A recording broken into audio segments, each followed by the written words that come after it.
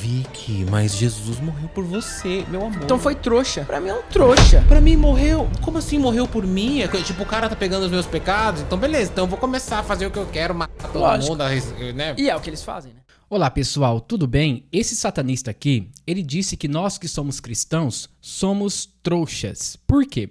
Porque nós cremos que Jesus morreu por nós, e somente um trouxa acredita nisso. Alguns satanistas disseram que, por exemplo, esse satanista aqui, né, o Vic Vanilla, ele não é um satanista realmente, porque os satanistas, eles não se expõem tanto na internet. Mas enfim, isso é briga entre eles, tá bom? Mas eu quero que você ouça tudo o que ele disse aqui. Será que realmente tudo que ele disse é verdade? Ele vai até mesmo duvidar dos evangelhos. Vamos ouvir. Jesus nunca existiu? Quando a gente fala em Não, historicidade... pera só um pouquinho. Jesus nunca existiu como pessoa. Ele Como nunca... pessoa. Não, quando a gente tá falando em historicidade, por exemplo, eu Tá. vou falar que essa cadeira existe. Vamos supor que eu saia daqui, vou passar uma semana lá em casa e eu falo assim, será que aquela cadeira do Daniel existe? Eu tenho que, de alguma forma, vir pra cá, fazer testes se é a mesma cadeira. Não adianta nem eu ver uma cadeira igual. Eu tenho que fazer testes. E aí, no caso dos livros da Bíblia, do Novo Testamento, teste de carbono 14, uma série de validações. Porque não é só ter o livro antigo. Sim. Você tem que saber se realmente não é um livro pseudepígrafe. Então, quando a gente tá falando em historicidade de Jesus, a gente tem que lembrar que não tem nenhum historiador, nenhum historiador, podem pesquisar quem quiser, nenhum historiador do primeiro século que conviveu supostamente com Jesus que narra as aventuras, as peripécias desse malandrinho. Quando eu ouvi falar dos evangelhos, eu fiquei chocado. Então. Porque falaram que os evangelistas, né? Mateus, Marcos, Lucas e João. Eles eram conjuntos de pessoas. Isso não é... Malandrinho. Ele chamou Jesus de malandrinho.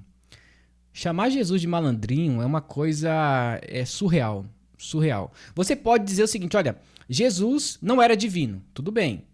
Vamos dizer que você pense assim, você que é satanista ou não crê em Jesus. Mas dizer que ele era um malandrinho... Eu conheço alguns teólogos que são liberais e eles creem, por exemplo, que não, Jesus, ele simplesmente foi um homem, um profeta muito importante. Então, observe que até mesmo os liberais creem, por exemplo, que Jesus foi um profeta. Foi um grande homem que revolucionou o pensamento religioso. Mas para o satanista, que diz conhecer todas as coisas sobre o evangelho, sobre historiografia e tudo mais, Jesus foi apenas um malandrinho que enganou muitas pessoas. É muito complicado afirmar isso porque existem pessoas que não creem em Jesus, ou seja, na pessoa divina, mas creem realmente que ele foi um profeta. Ou seja, ele não tinha a essência divina, mas ele era humano e era um grande profeta. Mas para esse satanista, Jesus nem existiu. Nem existiu. Ou seja, ele vai ao extremo. Interessante é que não é novidade a gente ouvir essas coisas, né, vindo de um satanista. Aliás, Satanás, que é o pai da mentira, não é mesmo? Eram nem eles. Os evangelistas... Cabeça da tela azul, né? Os evangelistas, por exemplo, os papiros, os pergaminhos que compõem o Codex Sinaíticos, o Codex Bizantinos, esses livros que compõem aí o começo do Novo Testamento, eles são datados de 100 a 150 anos depois da morte. Da morte de Exatamente, Cristo. exatamente. E aí o que acontece? Tem alguns mais recentes, 90 anos, 100 anos, mas o P52, P27, que são os pergaminhos mais antigos que nós temos. Quando você vai ler esses pergaminhos, eles não estão na língua de Jesus, supostamente falada por Jesus, né? Que é o aramaico, o hebraico. Eles estão em grego koiné. E poucas comunidades de escribas eram alfabetizadas na época, por exemplo, para saberem escrever em grego koiné, que não é a língua de Jesus. E estes pergaminhos que compõem o Novo Testamento também não foram encontrados perto de onde Jesus estava. Não. Foram encontrados perto da Biblioteca de Alexandria. Muito provavelmente, quem escreveu foram copistas egípcios com ideologias neoplatônicas dos gregos e foram juntando aquela miscelânea de ideias. Isso não é verdade, tá? Por que que o evangelho foi escrito na língua grega?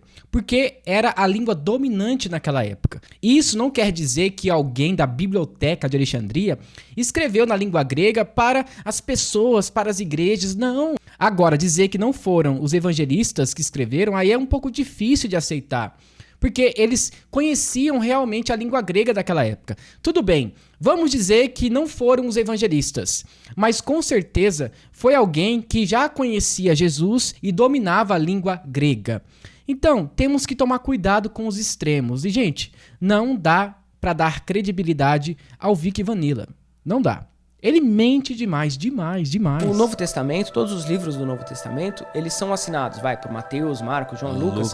Mas na verdade, tinha um costume antigo de, por exemplo, junta-se todo mundo aqui da sala e a gente quer passar um conhecimento adiante. E aí a gente vai, cada um colaborar com uma parte, e aí a gente assina como se fosse o Dan. Ou a gente uma pode empresa. ter um pseudônimo, por exemplo. Exatamente. Que nem uma empresa mesmo. Uma empresa responde com o nome dela, né? Não de cada um dos associados. Quase um ghostwriter. Exatamente. O que não significa, Dan, que Jesus não tenha um fator simbólico para quem acredita. Sim. Mas é o mesmo fator simbólico que Buda, que Krishna, que outros também que você pode encontrar. Sim. Né? Nós não estamos amarrados nessa historicidade que Jesus realmente existiu. Isso quem faz tem interesses capitalistas por trás, porque leva muito dinheiro, né? E aí vende-se muitas caravanas para Israel. Em Israel, o pessoal confunde muito também, acha que cristão lá é bem recebido. Não é. Pela comunidade ortodoxa, não é. Porque assim, eles chegam lá querendo converter, querer impor a fé deles, e Jesus não é o Messias Os cristãos, dos você judeus. fala, né? Essa questão da caravana aí é muito pessoal. Tem pastores que gostam de fazer e outros não. Por quê? Envolve muito dinheiro. Tem pastores que recebem pra fazer esse tipo de viagem, né? Tipo, eles vão lá, ensinam certinho o que fazer. Olha, aqui Paulo pregou, aqui Jesus pregou. Então, eles recebem para serem ali professores ou até mesmo ali guias, né, para aquelas pessoas. Então, gente, infelizmente isso envolve dinheiro. Eu sou contra isso, mas enfim. Cada um, Vai né? pra lá e quer converter. E quer converter. E aí eles vão lá, não, mas Jesus pisou ali, olha lá a pegada dele. Ah, não, mas Jesus deu uma fumadinha ali, ó a pontinha ali. Jesus do baseado ali. O que eu mais quero visitar, isso eu confesso. O que eu mais quero visitar é a Não tem Sepultura. historicidade. É Sepultura, né? Onde... Não tem. Aquilo é da Flávia Domitila, uma descendente do Vespasiano que falou que é ali. E aí a galera comprou a ideia. É ali. Constantino era pagão, depois converteu. E vem a Flávia Domitila logo depois, né? No início da Igreja Católica. E fala, era ali, ó. E acabou, porque ela disse, ela era Quem que é Flávia Domitila? Ela descendente do Vespasiano, do imperador Vespasiano. Ela Olha só, sobre isso, eu tenho que concordar em partes. Eu vou explicar, tá?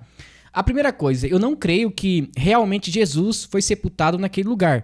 Nós não temos nem fatos históricos e muito menos fatos bíblicos indicando que foi aquele lugar exato, tá? Então, temos que tomar cuidado com esse misticismo. Tem pessoas que vão lá e começam a idolatrar aquele ambiente, começam ali a tocar nas paredes. Gente, Jesus não está morto, Jesus está vivo. Aquilo dali foi apenas uma tumba para colocar o corpo dele. Agora, nós não precisamos ficar presos nessas ideias aí, olha, Jesus pisou aqui, pisou ali. Gente, não importa. O que importa é que ele ressuscitou. Eu vejo pessoas pagando 14 mil reais para visitar o túmulo de Jesus, que nem é realmente o túmulo de Jesus. Agora, essa história aí que ele contou sobre essa mulher, francamente eu não conhecia. Tá? Então, por isso que eu falei que eu concordo em partes. É legal você frequentar uma basílica e entender como que é feito ali o sacrifício e tudo mais, para você lembrar das histórias bíblicas. Isso é muito interessante. Agora, tome cuidado para não ficar idolatrando alguns lugares, achando que realmente ali aconteceu certa batalha ou certo acontecimento. Nem tudo que essas pessoas ensinam na internet, ou até mesmo alguns historiadores, realmente essas coisas são verdadeiras. Nem tudo, tá? Fique com aquilo que é bíblico e tome cuidado com o misticismo, tá bom? Falou, morreu aqui. Morreu aqui, é assim que funciona. Se você perguntar pro povo de Israel que vive lá há 3 mil anos, desde Canaã, eles vão falar, não, nunca teve um Jesus aqui que aconteceu tudo isso. O povo judeu mesmo, tá? Tá. Não é judeu messiânico. Sim. Porque tem o cristianismo dentro do judaísmo, que é o judaísmo messiânico. Pela comunidade ortodoxa de Israel, quem quiser vai lá conferir. For hoje num ortodoxo e falar, ele vai falar, isso aí não existe. Então Jesus foi criado para contar uma história, né? Pra De ter alguém ali iluminação, sobre. de espiritualidade, de resistência e tudo mais. É isso que ele foi criado para fazê-lo. E aí os romanos juntou um picadinho ali dos gregos, um pouquinho dos egípcios, né? Todo mundo deu a sua parcela ali de contribuição, esses povos antigos que eram unidos, principalmente depois que Alexandre o Grande conquista toda aquela região territorial, ele une tudo. Viu uma grande sopa, um grande caldeirão de culturas daquela região. Tá. Porque o Alexandre o Grande traz a Pérsia, conquistou também várias regiões ali da Mesopotâmia, então traz a questão do Egito também, traz a questão da Babilônia. Então junta tudo, forma-se um caldeirão cultural. E neste caldeirão cultural começa-se discursos neoplatônicos, vem o platonismo, né, o neoplatonismo, e aí esses filósofos eles falam, a gente quer contar uma história de alguém iluminado, mesma história do Buda, A gente mesma história precisa de uma personificar personificar essa energia, essa ideia. E ele tá falando um monte de coisa aí, e eu amo história, já estudei sobre Alexandria, sobre a Biblioteca de Alexandria, sobre Alexandre o Grande, sobre o platonismo e outros filósofos, e eu nunca ouvi essas histórias, nem mesmo vindo de um ateu ou até mesmo de alguém que é agnóstico. Eu nunca ouvi essas histórias. Eu não sei de onde que ele tira essas histórias. Eu gostaria que ele desse as fontes, porque ele fica falando um monte de coisas e ele não cita, olha, no livro tal ou tal pessoa disse. Não, ele sai falando um monte de coisas. Aí, acredita quem quiser, né? O ressurrecto tem. O Horus também é ressurrecto. O Osíris é ressurrecto, o Mitra é ressurrecto, tudo Que são deuses pessoas ressurrectos. que ressuscitaram, que É, venceram a morte e exatamente. voltaram dela. Ereshkigal, por exemplo, que vai lá pro fundo do submundo e renasce. Tem essa história também, embora não fala assim na Bíblia, mas que Jesus teria visitado os infernos. É, e mesma tal. coisa. Mesma ideia do cara que morreu, que se deparou com as próprias sombras, venceu, transcendeu e se iluminou. É o mito do herói. Isso é muito comum. A muito jornada comum. do herói que eles falam. A jornada né? do herói. O maior êxito da igreja e das religiões, principalmente da católica, é o morreu por você, né? Exato. Quando eles falam assim, Vicky, mas Jesus morreu por você, meu amor. Então foi trouxa. Pra mim é um trouxa. Vocês ouviram? Olha, quem acredita nisso é trouxa. Não somente isso, tá? Ele diz o seguinte, que Jesus também é um trouxa. Então, se você crê que Jesus morreu por você, você é um trouxa. É isso que você é. Então, como que a gente vai dar respeito para um satanista que não respeita nem mesmo a nossa fé?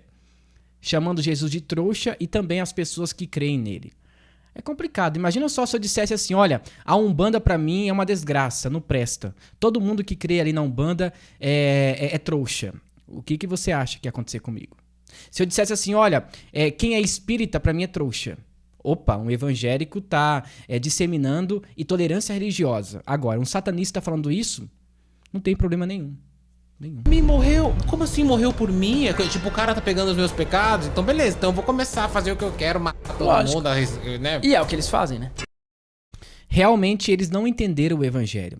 A pessoa que nasceu de novo e que tem Jesus em seu coração e foi revigorado e restaurado pelo Espírito Santo, não vai fazer essas coisas. E se ele cometer algum pecado, ele vai se arrepender de seus pecados.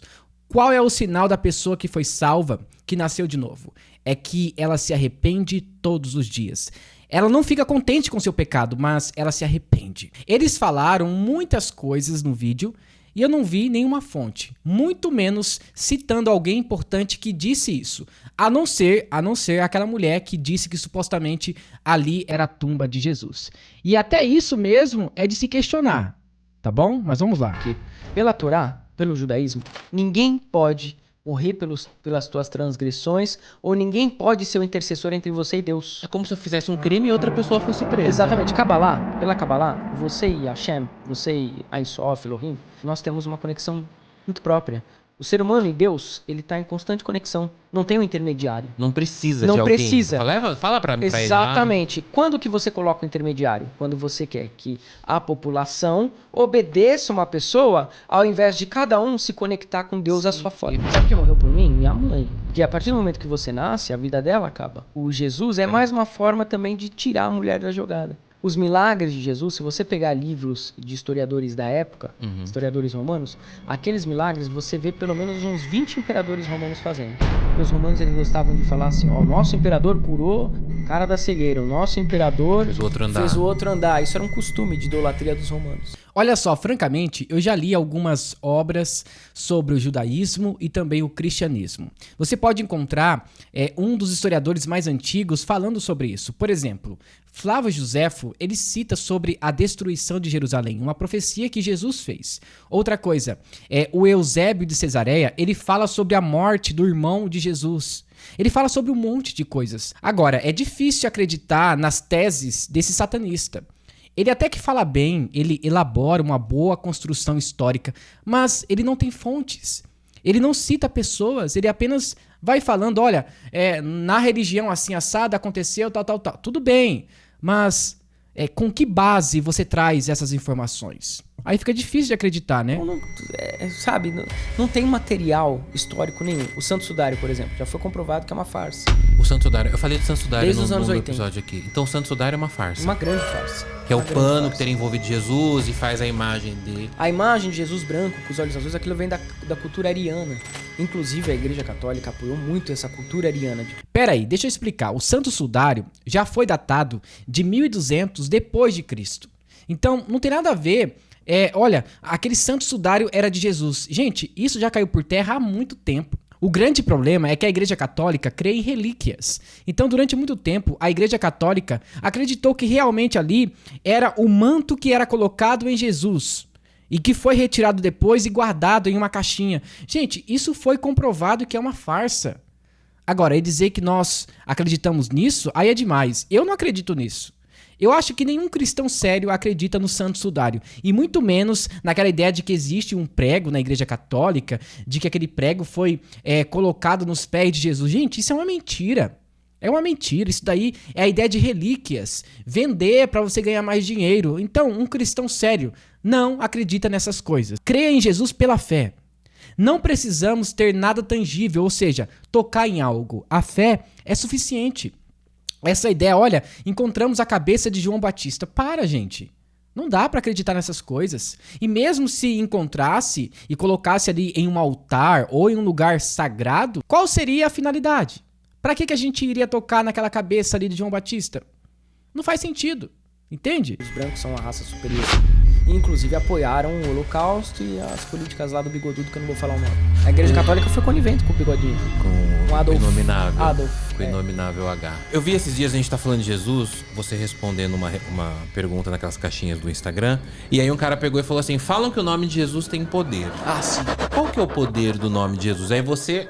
eu vou te falar qual que é o poder do nome de Jesus. Foi uma pergunta muito interessante você tocar nesse assunto. Uma pergunta que é assim, é verdade que o nome de... Ele Jesus falou assim, não, o nome de Jesus, ele afirmou categoricamente, o nome de Jesus é usado para exorcismos. Ele afirmou, ele não foi uma pergunta. Ele Primeiro que exorcismo acontece desde a Babilônia da Mesopotâmia, que eram os Dibuks, por exemplo, que chamavam-se outros deuses para exorcizar os espíritos negativos.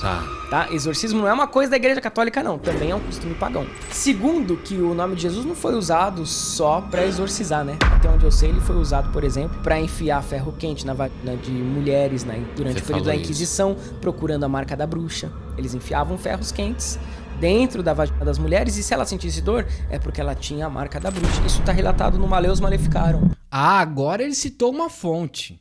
Porque ele falou um monte de coisas aí e não citou nada. Agora ele citou uma fonte. Deixa eu falar uma coisa importante, tá? Eu não concordo com muitas coisas que a Igreja Católica fez, tá? Eu não concordo. A Santa Inquisição foi um erro. E não é somente isso. Os próprios católicos mataram cristãos que eram contra, por exemplo, as indulgências, as relíquias. Lançaram esses homens de Deus na fogueira. Gente, isso é um absurdo. Então, a Igreja Católica errou muito. Muito. Mas também não podemos negar que ela também foi fundamental no começo do cristianismo, quando ela rebateu o arianismo, que colocava em xeque a Trindade e outros pensamentos heréticos. Porém, depois, com o tempo, a Igreja Católica que combatia os hereges se tornou uma igreja herética. Aí, sabe, gente, desandou completamente. Depois que a Igreja Católica virou estatal, acabou completamente com a doutrina cristã. Se envolveu com política, já era. Um livro da Idade Média, um código de conduta dos inquisidores católicos. Ah tá, eu não posso passar pano, tá bom? A igreja evangélica também tá errando muito. Algumas coisas aí que estão acontecendo não são coisas de pessoas que são cristãs. Tem uma mulher aí que as pessoas chamam ela de pastora do Pix. Tem apóstolos que ficam inventando doutrinas. Então, não muda muita coisa. Só que nós precisamos voltar às Escrituras e entender que somente a Bíblia é suficiente para nós. Temos que parar de ficar inventando misticismo. Isso vai acabar com a vida de muitas pessoas. Quem fazia isso? Os inquisidores católicos. Durante a Santa Inquisição. Em nome de Jesus. Em nome de Jesus também. Diogo Cão colonizou a África e trouxe os escravos para o Brasil. Em nome de Jesus. Porque eles eram uma raça inferior. Eram chamados de raça inferior. Em nome de Jesus.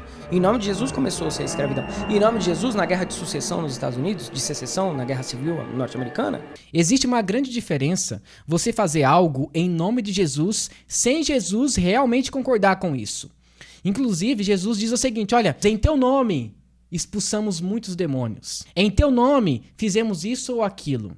O que Jesus vai dizer? Olha, eu nunca os conheci. Apartai-vos de mim, vocês que praticam a iniquidade. Então essas pessoas que praticaram essas coisas, praticaram pecado, mesmo fazendo coisas em nome de Jesus, essas pessoas pagarão caro. Elas serão condenadas ao inferno, essa é a verdade. Então percebe-se, né, que ele não leu os evangelhos, porque em um dos evangelhos fala exatamente sobre isso. Então, ele tem que fazer uma hermenêutica sobre os textos bíblicos, para ele compreender um pouco mais sobre as narrativas. Pendurava-se negros e botava-se fogo na cruz. Pendurava-se e colocava fogo na cruz. O símbolo da Ku Klux Klan é uma cruz. São cristãos. Então, assim, os canibais de Garanhuns, cristãos. Então, o nome de Jesus, ele serve para muitas coisas. Para as maiores atrocidades. Interessante que ele falou isso, né? Mas no satanismo, eles clamam o nome de Satanás, eles sacrificam ali crianças, colocam fogo ali em animais e tudo mais, e tá tudo certo, né? É claro, gente, não são todas as instituições satânicas que fazem isso, né? Mas tem algumas aí que são bizarras, tá? Então não adianta falar, olha, os cristãos faziam isso e nós que somos satanistas não fazemos isso ou aquilo. Cuidado com isso, tá? Então, será que dá pra crer nesse satanista? Eu creio que não. Primeira coisa, o diabo é o pai da mentira. Segunda coisa, os seus agentes mentem. E a terceira coisa, eles fazem de tudo para tornar Jesus uma mitologia, para que Satanás se torne o único verdadeiro e o único que realmente existe. Então, gente, não dá pra crer no que ele falou aqui, né? Então esse foi o nosso vídeo aqui. Eu espero que você tenha gostado. E se você gostou, não se esqueça, deixe seu like, se inscreva no canal e ative o sininho de notificações. E que Deus te abençoe. Em nome de Jesus, amém.